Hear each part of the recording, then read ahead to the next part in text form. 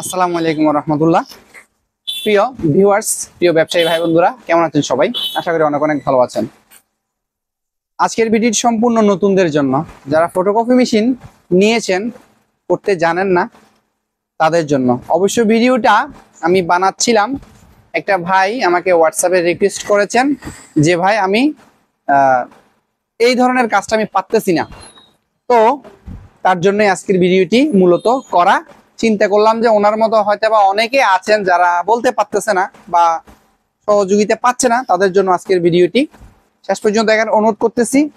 Viewers, আশা করি এই ভিডিওটা দেখলে আপনি নিজে নিজে উভয় সাইড ফটোকপি থেকে শুরু করে ফটোকপি করতে পারবেন। সো ভিউয়ার্স, আপনারা দেখতে পাচ্ছেন জগা খিচুড়ি মার্কা YouTube channel Sohag A to Z, এর সাথে আছে আমি সোহাগ। শেষ পর্যন্ত দেখেন।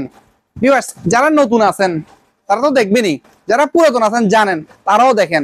হয়তো আমার কোথাও ভুল হতে পারে, সেটা ধরিয়ে দিবেন। এই ক্যামেরাম্যান ফোকাস করো। তো এটা হচ্ছে আমার ফটোকপি মেশিন স্টুডিও 2518A, এবং যিনি আমাকে জিজ্ঞেস করছেন তার মডেলটাও কিন্তু এই একই। প্রথমে আমি কপিতে যাব। তিনি সিঙ্গেল পিট ফটোকপি করতে পারেন, কিন্তু উভয় পিট করতে জানেন না। তো আমি উভয় পিট করে দেখাবো। ফার্স্টলি ধরেন এটা একটা উভয় সাইড পেপার, এবং এটার ফ্রন্ট সাইড এটা ধরলাম, ব্যাক সাইড এটা ধরলাম, এবং এটা রোটেট হচ্ছে উপরে এবং নিচে। সো আমাদেরকে যেটা করতে হবে, স্ক্রিনে দেখাই, ক্যামেরাম্যান ফোকাস করো এদিকে। এরপর এই যেখানে সিমপ্লেক্স আছে, এটাকে আমরা এখান থেকে গিয়ে ডুপ্লেক্স করে দিব, দেন ওকে দিয়ে এরপর আমরা এই যে স্ক্যানারটা আছে, আমার কপিগুলা কিন্তু, আচ্ছা এই জিনিসটা আপনাদেরকে না দেখালে নয়, আমি এখানে বসাই। আগে কেমনে বসাইছি একটু খেয়াল করেন, ভিডিওটা দেখলেই কিন্তু পারবেন। শেষ পর্যন্ত দেখার অনুরোধ করতেছি, টানবেন না। এই যে এভাবে রাখলাম। এখন পেপার সাইজটা ডয়ের আমি দেখাই আপনাদেরকে। A4 এ আমি পেপারটা কিভাবে রাখছি, ল্যান্ডস্কেপ, ঠিক আছে।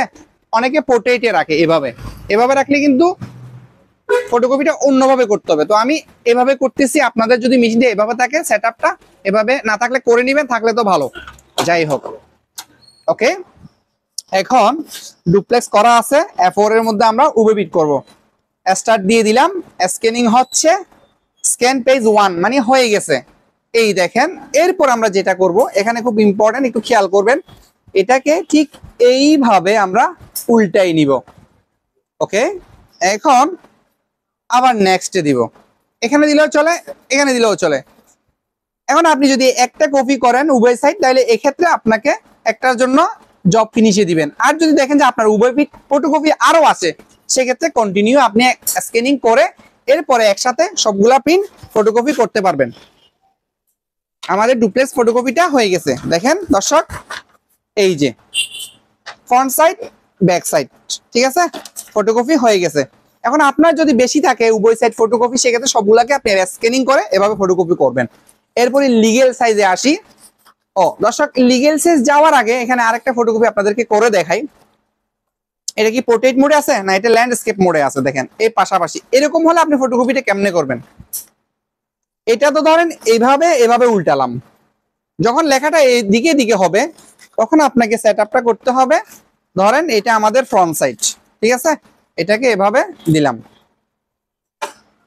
কপি দেরি হওয়াতে প্রোগ্রামটা লড়ে গেছে, তাই আবার দেখাচ্ছি। ডুপ্লেক্স স্ক্যানিং করতেছি, দেখেন।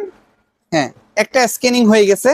এখন আমাদের দ্বিতীয় পার্ট, অর্থাৎ উভয় পিঠে আমরা এটাকে নিয়ে আসব। তখন আমরা কিন্তু এভাবে দিলে সেটা ফটোকপিটা উল্টা চলে আসবে পেজে। তখন কি করতে হবে, ঠিক তার উল্টা করতে হবে। অর্থাৎ এভাবে করছি তো, এখন দ্বিতীয় পেজটা এভাবে দিতে হবে। হ্যাঁ, দিলাম। নেক্সট, দ্বিতীয় পেজটা স্ক্যানিং করা হয়ে গেল। এখন যদি আমি ফিনিশ দিই, একটা পেজ বের হয়ে যাবে। তো দেখা গেল যে আমার আরো পেজ আছে, সেগুলোকে আমরা ফটোকপি করবো। তখন কি করবেন, আবার প্রথমটা ফ্রন্ট সাইড এদিকে দিবেন। নেক্সট, এরপরের পিঠটা কি করবেন, আবার দিয়ে উল্টা উল্টা ভাবে দিবেন, ঠিক আছে। খুব ভালোভাবে খেয়াল করেন। নেক্সট, তো এভাবে কন্টিনিউ আপনি করে যাবেন। তো আমি এখানে জব ফিনিশ দিয়ে দিচ্ছি। আই হোপ এতটুকুর মধ্যে আপনারা জিনিসটা বুঝতে পারবেন। কপিটা হয়ে যাচ্ছে, এটা আগে হয়েছে যে সেটা দেখেন, ডুপ্লেক্সটা হচ্ছে, একটা হয়ে গেছে, সেকেন্ডটাও হয়ে গেছে। তো দেখাই ঠিকভাবে আসছে কিনা। ফ্রন্ট সাইড সোজাভাবে আসছে, এই যে আসছে, এই যে ঠিকভাবে আসছে।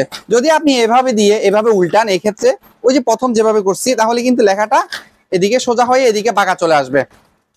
অন্ততপক্ষে আমার কাজটা দেখলে আপনি কিন্তু উভয় সাইডের একটা আইডিয়া পাবেন। এরপর দেখাচ্ছি লিগেল পেজে কিভাবে করবেন। জাস্ট আমাদের প্রোগ্রামটা কিন্তু এখান থেকে শেষ হয় নাই, তার আগেই লিগেল সিলেক্ট করলাম। ওই যে আগে ডুপ্লেক্স করা ছিল, সেখানে সেটিংটা কিন্তু অলরেডি দেওয়া আছে, যদি থাকে তখন আপনি ডুপ্লেক্স দিবেন। এরপরে এখন আমরা ফটোকপিটা করব, দেখাই দলিল।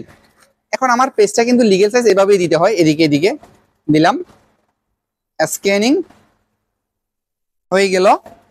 দেন এইটার পরে দেখা যাচ্ছে আমাদের এখানে কিছু লেখা আছে, এটাকে দলিলের উভয় সেট করতে হচ্ছে আমাকে।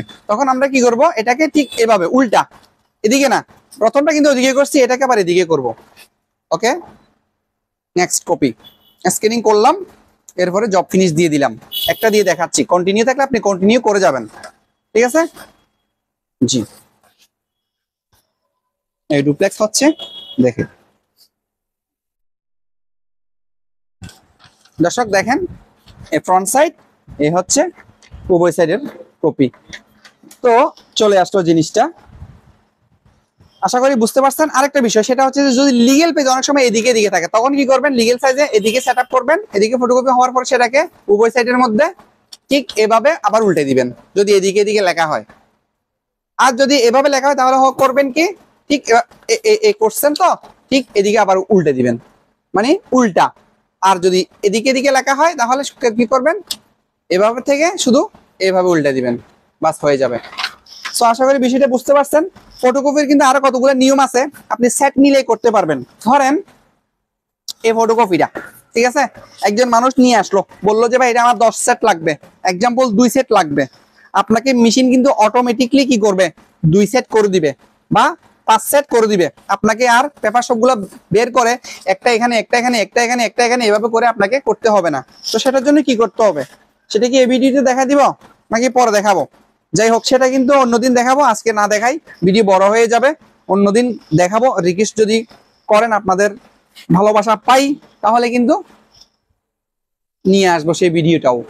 তো আজকে এই পর্যন্ত। ইনফরমেটিভ যদি ভিডিওটা হয়ে থাকে, তাহলে পরবর্তী আবার ইনফরমেটিভ ভিডিও আমি কিন্তু দিয়ে থাকি কন্টিনিউ। যদি আমার চ্যানেলে নতুন হন, সাবস্ক্রাইব করবেন, যদি করা থাকে তাহলে অন্তর থেকে ভালোবাসা জানাচ্ছি। ভালো থাকবেন, সুস্থ থাকবেন। ভিডিও সম্পর্কে আপনার মতামত কমেন্টে লিখে জানাবেন। আল্লাহ হাফেজ।